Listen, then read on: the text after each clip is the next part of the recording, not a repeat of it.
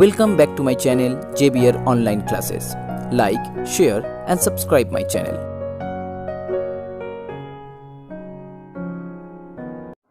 Hello everyone. So once again welcome back to my channel JBR Online Classes. Now in this video I am going to start exercise 3.3 from the book of ML Agarwal Trigonometry. So before I going to start exercise 3.3, first you have to know some about trigonometric function. So in this video first we are going to know what is the value of sin x cos x in 0, pi by 2, pi, 3 pi by 2, 2 pi.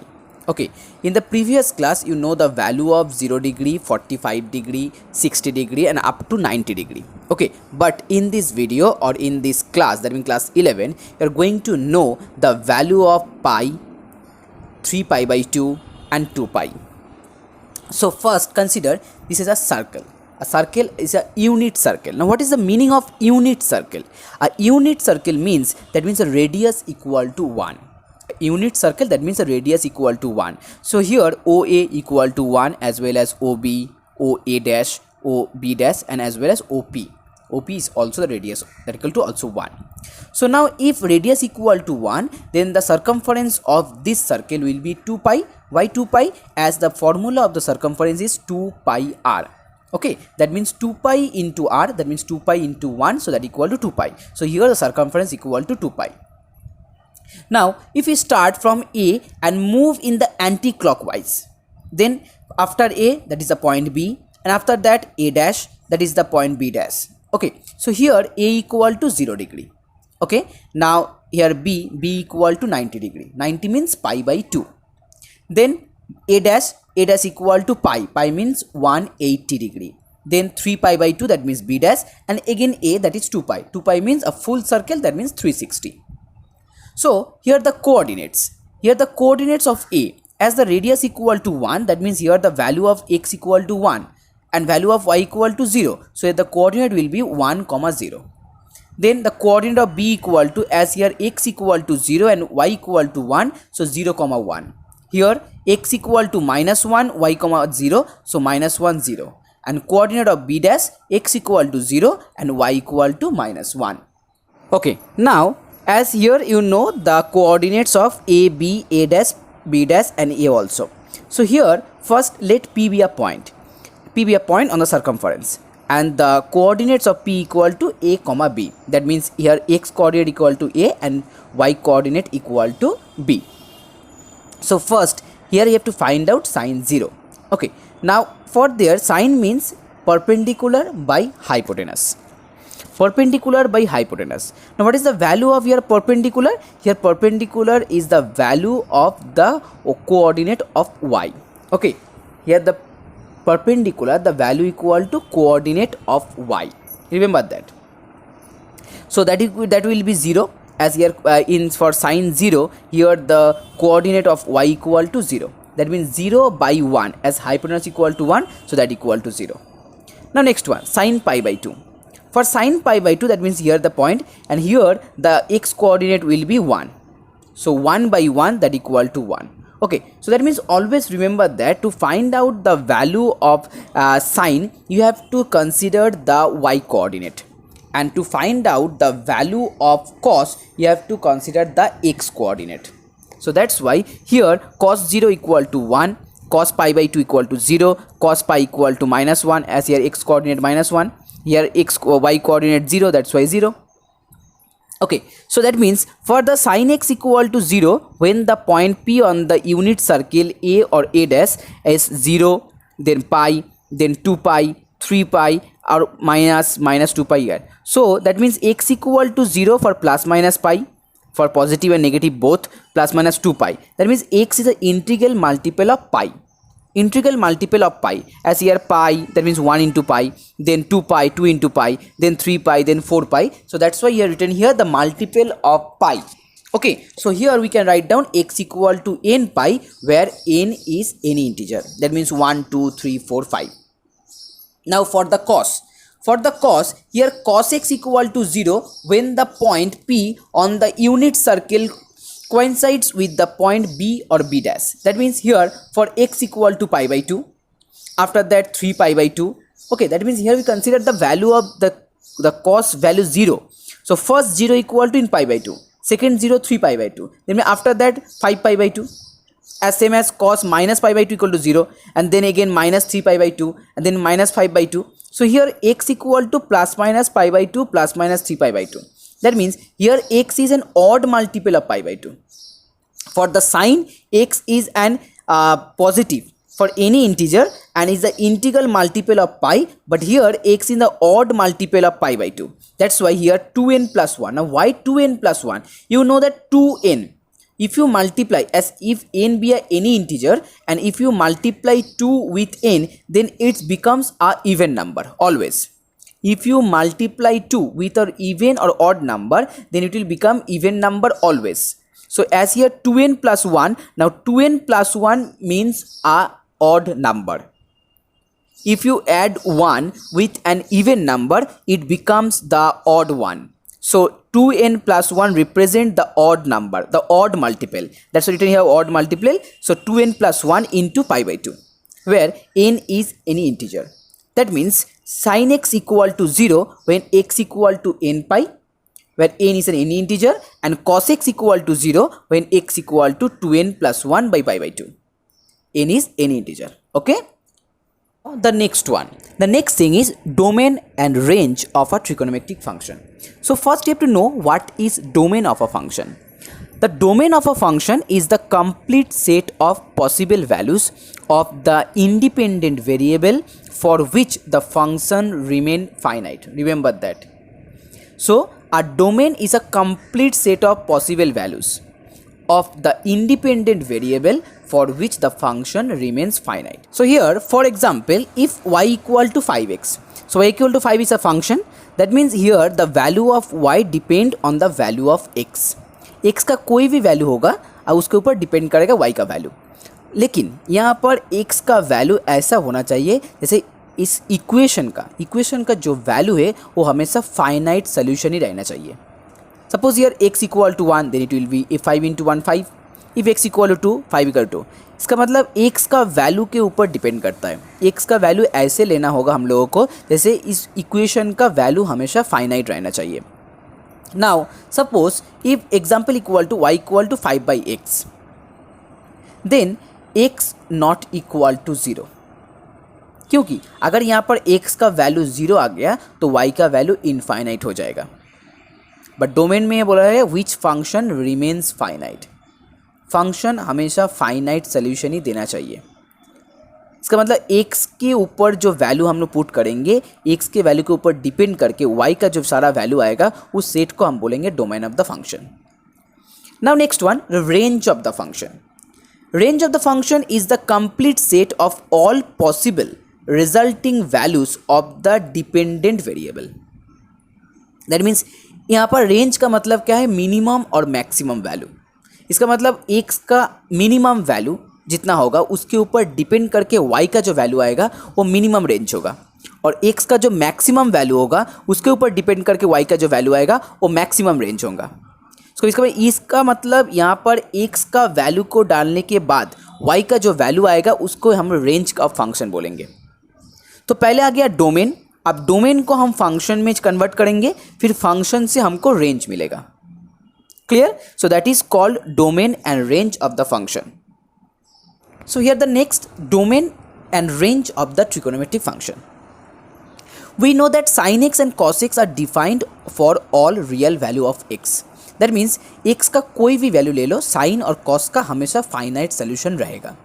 And in the definition of domain, कोई भी value, x का कोई भी value के ऊपर अगर function का value infinite आएगा तो वो डोमेन नहीं होगा. अगर फाइनाइट आएगा तभी वो डोमेन होगा. सो यहाँ पर एक्स का कोई भी वैल्यू ले लो, साइन और कॉस का वैल्यू हमेशा फाइनाइट ही आएगा. सो that means the domain of sine and cos will be all real numbers. Now next one, tan and sec. What is the meaning of tan? Tan means sin by cos and sec means also 1 by cos. इसका मतलब दोनों की denominator में cos है. अब cos का value 0 होता है. कहाँ पर 0 होता है? cos 90 पे 0 होता है. और मैंने पहले सिखाया था cos x equal to 0 as when 2n plus 1 into pi by 2 odd multiple interval मैंने सिखाया था. सो इसका मतलब tan और sec का वैल्यू फाइनाइट आएगा जब नीचे ज़ीरो नहीं रहेगा, इसका मतलब नीचे कॉस का वैल्यू ज़ीरो नहीं होगा, तब फाइनाइट आएगा। अगर ज़ीरो आ जाएगा तो इनफाइनाइट हो जाएगा। So that's why written here all real numbers other than 2n + 1 π/2। इसका मतलब जब 2n + 1 π/2 आएगा तभी कॉस का वैल्यू जीरो हो जाएगा, तब तो इनफाइनाइट आ जाएगा, फाइनाइट नहीं रहेगा। इसका मतलब डोमेन नहीं निकल सकते, इसका मतलब रियल नंबर होगा बट जीरो छोड़ के, दैट मीन्स 2n + 1 π/2 ये वैल्यू को छोड़ के। Next one cot plus cosec. Same, cot means cos by sine and cosec means 1 by sine. अब साइन का वैल्यू भी जीरो आता है, कहाँ पर जीरो आता है? साइन जीरो में। That means sine x equal to where x equal to n pi, x equal to n pi. इसका मतलब पाई में जीरो आएगा, 2 पाई में जीरो आएगा, 3 पाई में जीरो आएगा। तो जहाँ पर जीरो आता है वहाँ पर तो डोमेन नहीं होगा क्योंकि फाइनाइट सोल्यूशन नहीं आएगा। तो that's why cot and sec के लिए all real numbers other than n pi को छोड़ के। Now the next one, range of trigonometric function. So as -1 less than a less than 1 and -1 less than b less than 1 in a unit circle। अब unit circle में अगर आप sign की right तरफ जाएंगे तो +1 होगा, लेफ्ट तरफ जाएंगे तो -1 होगा, ऊपर भी सेम, ऊपर जाएंगे तो +1 होगा, नीचे आएंगे तो -1 होगा। सो इसका मतलब साइन और कॉस दोनों का ही वैल्यू -1 से लेके 1 तक फिक्स्ड है। इसका मतलब मिनिमम वैल्यू -1 होगा, मैक्सिमम वैल्यू +1 होगा। सो that is the range. So here sine and cos minimum is -1, maximum is 1, इसके ऊपर नहीं होगा। Okay, so range of sine and cos -1 and 1। Now next tan and cot। Now tan means sign by cos, you know that. और मैंने पहले भी बोला था साइन का वैल्यू मतलब y का कोऑर्डिनेट। अब y का कोऑर्डिनेट क्या था? b था, जो पहले डायग्राम मैंने ड्रॉ किया था, मैंने बुक में दिखाया था। अब x का coordinate, that means x coordinate का वैल्यू क्या था? Cos. So that's Y b/a। अब कॉट का क्या होगा? उल्टा होगा, a/b। So now for any a and b can be greater than other, that mean tan और कॉट दोनों का ही वैल्यू रियल वैल्यू होगा। अब वो 1 और -1 के ज़्यादा होगा, इसका मतलब कोई भी वैल्यू हो सकता है, any real value. Okay, so that's why tan और कॉट इसका रेंज होगा any real value. Now next sec and cosec. So as here -1 less than a less than equal to 1, so if 1/a greater than equal to 1, 1/a, as a less than equal to 1, that means 1/a equal to greater than 1, and again 1/a less than equal to -1, as -1 less than equal to a. So 1/a means 1 by cos, as a is the value of cos. So 1 by cos means sec x. So that means sec x equal to greater than 1 and also sec x equal to less than 1. Sec x is greater than equal to 1 and sec x less than equal to 1. इसका मतलब sec x का value कोई भी रियल वैल्यू हो सकता है बट 1 और -1 को छोड़ के। As same as for cosec also, as 1/b means sin. So cosec का वैल्यू भी कोई भी रेंज, cosec का रेंज कोई भी रियल वैल्यू हो सकता है सिर्फ 1 और -1 को छोड़ के। So that means here you have to remember the domain and range for the function. Okay, you have to remember the domain and range from the function. So here range sin cos -1 1, tan cot any real value, sec cosec any real value except -1 and 1. So now I'm going to start exercise 3.3. Okay, and here the first problem. Write the domain of the following trigonometric function. So here sin all real numbers, that means r represent as real number. Cos x again all real numbers. Tan x all real numbers other than 2n + 1 π/2। क्यों हुआ था मैंने पहले भी बोला था, फिर एक बार बोल देते हो। tan x mean sine by cos. इसका मतलब नीचे अगर वैल्यू 0 आ जाएगा तो उसका वैल्यू फाइनाइट नहीं आएगा। अब डोमेन तब बोलते हैं जब उसका वैल्यू फाइनाइट होता है। अब कॉस 0 हो जाएगा तो फाइनाइट नहीं आएगा। सो इसका मतलब 2n + 1 π/2 इसमें कॉस 0 आता है। So that's why x such that x belongs to r, that means all real numbers, but x does not equal to 2n + 1 by π/2। Remember here i means integer, z means also integer. Next cot x, cot x equal to cos by sine. Cos by sine इसका मतलब sign का value 0 नहीं आना चाहिए। So sine का value 0 कहाँ होता है? n पाई में 0 होता है। इसका मतलब x not equal to pi. So x belongs to real number but x not equal to pi. Next sec x. अब सेक एक्स का value same to same tan's का फॉर्मूला है, क्योंकि सेक एक्स का फॉर्मूला भी होता है 1 by cos। सो इसका मतलब x belongs to r but x not equal to 2n + 1 π/2। Cosec as same as cot x, क्योंकि कोसेक का वैल्यू होता है 1 by sine, so x belongs to r but x not equal to n pi. Now question number 2, write the range of the following trigonometric function.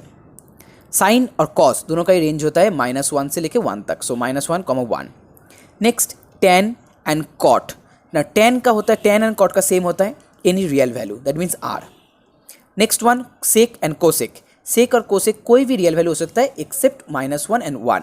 So that's written here -infinity से लेके -1 तक, और union यहाँ 1 से लेके infinity तक. इसका मतलब कोई भी रियल वैल्यू चलेगा, सिर्फ -1 और 1 नहीं चलेगा. Okay, next one sum number 3. Right. Next one, sum number 3. What is the domain of the function f defined by fx equal to 1 by 3 minus 2 sin x? So as here fx equal to 1 by 3 minus 2 sin x. Now we know that sin x का range क्या होता है, -1 से लेके 1 तक. So -1 less than equal to sin x less than equal to 1. अभी sin x को हम कन्वर्ट करेंगे इस फंक्शन में. So पहले sin के साथ क्या था, 2 था multiple. So here multiply 2 in each and every side element. So here -1 into -2, 2 into sin x and 2 into 1, 2. Next यहाँ पर क्या था, माइनस था. सो इसको मतलब माइनस से मल्टीप्लाई कर दो. अब -1 into 2 इट्स +2. ओके, अब जब माइनस से मल्टीप्लाई होगा तो साइन चेंज होएगा. यहाँ पर लेस देन इक्वल टू था, ये ग्रेटर देन इक्वल टू हो जाएगा. Then minus into this one, यहाँ पर लेस देन इक्वल टू था, ये ग्रेटर देन इक्वल टू हो जाएगा. देन -2. नेक्स्ट क्या था, 3 था, यहाँ पर 3 प्लस. सो यहाँ पर 2 + 3 5 हो गया. यहाँ पर 3 माइनस दिस वन एंड यहाँ पर 3 - 2 1 हो गया. सो 5 greater than equal to 3 - 2 sin x greater than equal to 1. So for domain fx must be real, it will be infinite. It will be infinite for 3 - 2 sin x equal to 0. इसका मतलब यहाँ पर अगर वैल्यू 0 आ जाएगा, 3 - 2x equal to 0 आ जाएगा, तो 1/0 infinite solution हो जाएगा. और डोमेन में इनफाइनाइट सोल्यूशन नहीं होना चाहिए, हमेशा फाइनाइट सोल्यूशन ही रहना चाहिए. So but 3 - 2 sin x greater than equal to 1, which is true for all x belongs to R. So that means domain of the given function is R. That means all real numbers. Next, sum number 4. Find the range of the following function. So here the first one is fx equal to 2 - 3 cos x. अब जैसे ही first one solve हो जाएगा, इसको देखकर तुम second one भी solve कर सकते हो. So listen very carefully. So first one 2 - 3 cos x. So yes you know that cos x का रेंज होता है -1 से लेकर 1 तक. अब यहाँ पर 3 है, सो मल्टीप्लाई विथ 3. देन यहाँ पर माइनस है, देन मल्टीप्लाई विथ माइनस. और साइन चेंज होएगा, इसको ख्याल रखना. हमेशा माइनस से अगर मल्टीप्लाई करना है तो साइन वहाँ पर चेंज हो जाएगा. अगर लेस देन था तो ग्रेटर देन हो जाएगा, अगर ग्रेटर देन था लेस देन हो जाएगा. नाउ नेक्स्ट वन 2 ऐड करना है. सो 3 + 2 5. यहाँ पर 2 - 3 cos x, यहाँ पर -3 + 1. इसका मतलब 5 greater than equal to 2 - 3 cos x greater than equal to -1. इसका मतलब मिनिमम रेंज, जो मिनिमम रेंज क्या हुआ, मिनिमम रेंज हो गया -1 और मैक्सिमम क्या हुआ, maximum 5. So range of this function equal to -1, 5. So I hope you can solve the next one also. Now next one, sum number 5. Which of the 6 coordinate function are the positive for the angles? So before I going to start this problem, first you have to know, as there are 4 quadrant. All of you know that this is the first quadrant, second quadrant, third and the fourth quadrant.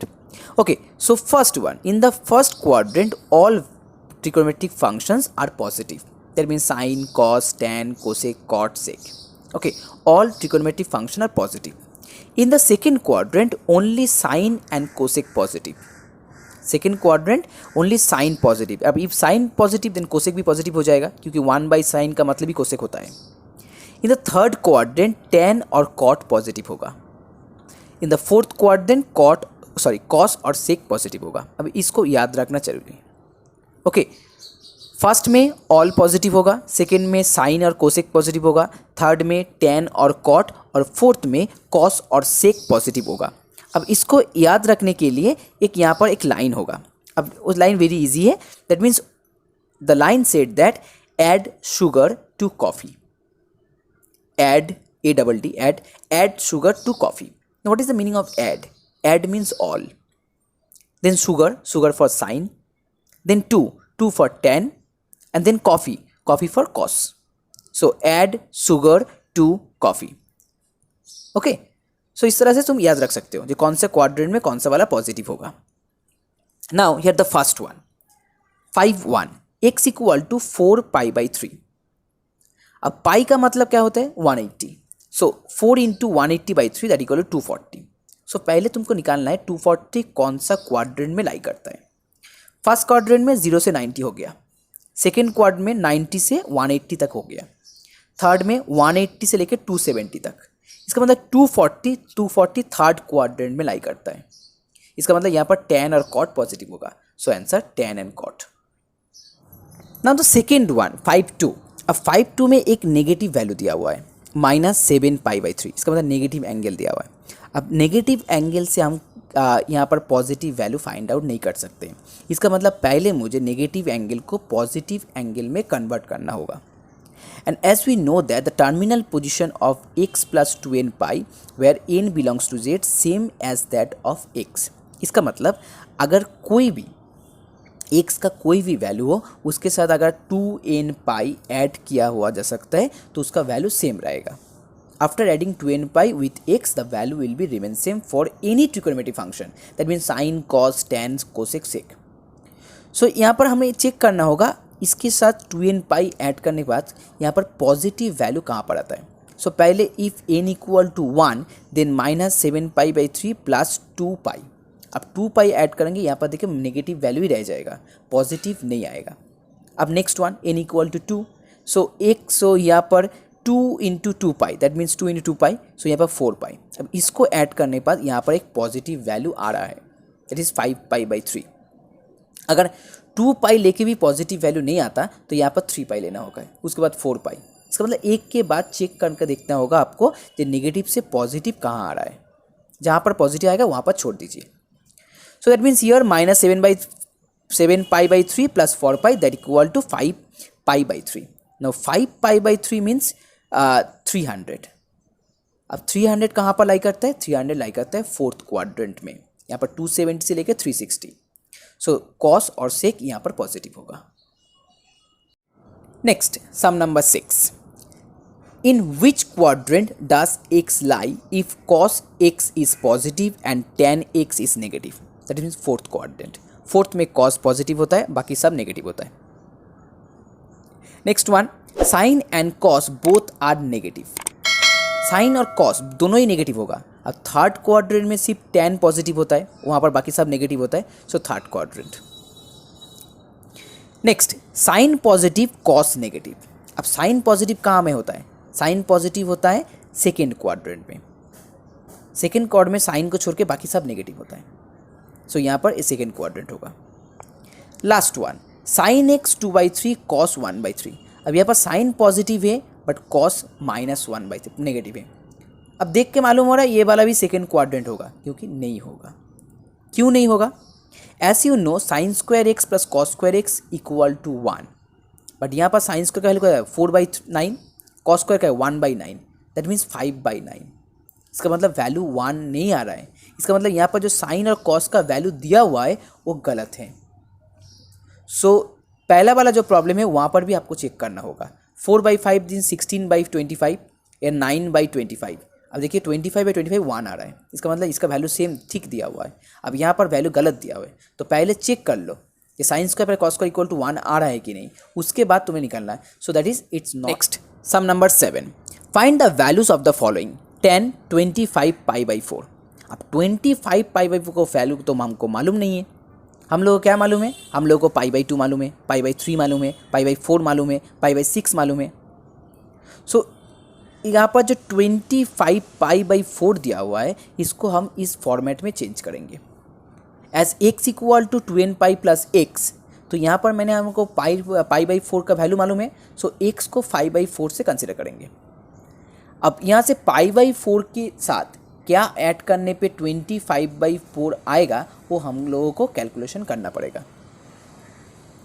Okay, अब π/4 के साथ अगर हम 24 π/4 add करें तो वो आ जाएगा 25 π/4। So यहाँ पर write down 24 π/4 plus π/4। 4 cancel 24, it's 6 pi, so 6 pi plus π/4।